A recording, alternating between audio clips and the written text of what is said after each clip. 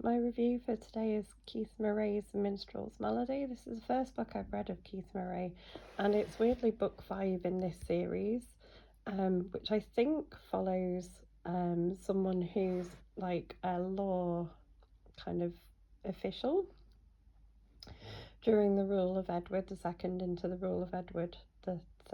So this has got the rule of Edward III. It's got real aspects of the history in it, obviously with some fictional characters I think built around. I don't know enough about this period of history to know how much is fictional and how much isn't. I'm presuming that the main deaths of noble people and the kings and queens and some of those things were all real.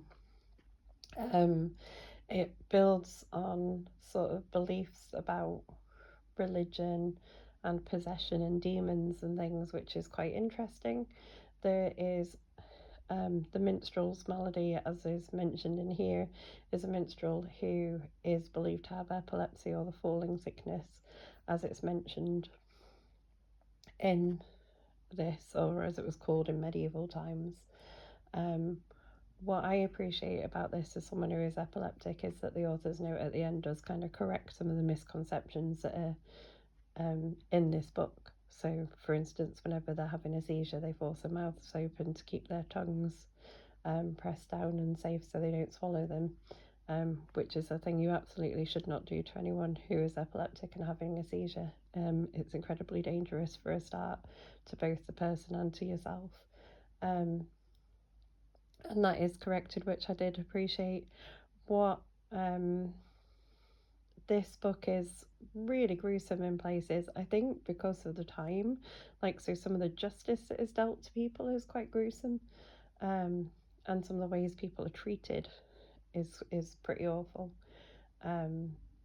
There's also things about an anchoress, so someone who's walled up away from everybody in a religious order. There's things about kind of mass hysteria that is very interested in, and the author's sources at the back are sort of well worth checking out as well. So he mentions reading Aldous Huxley's Devils of Loudon, which is a account of a real life mass hysteria case.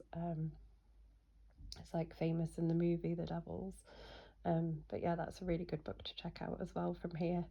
One of the things that made me think a lot about it is the representation you see in fiction. So there's a lot of talk about seeing good representation in fiction of people with neurodivergences, LGBT characters, all of that kind of thing. It's great to read yourself in fiction. And I was reading this and thinking about the minstrel with epilepsy who is having a pretty awful time, to be fair, in this, as many people with epilepsy at the time would have, and thinking that all of the representations I've read of people with epilepsy tend to be either historical, so things written by people like Dostoevsky, or in historical fiction, so the experience is fairly awful. And even in the modern fiction I've read, where there are examples of people with epilepsy, it's kind of crime and the person's been killed, with I read a crime story where someone's killed with a flashing GIF because they're epileptic. And I kind of want to read a modern book where someone has epilepsy and they're absolutely fine. So if you know any of those, please comment. That would be excellent. And if you're into a kind of gruesome historical crime read with lots of twists and turns and intrigue, then definitely go and check out Keith Moray. Maybe start at book 1 though, because I think it would probably be worth reading this series in order because it's pretty good. But yeah, check out the Minstrels Malady and the others in the series. They're really, really good read.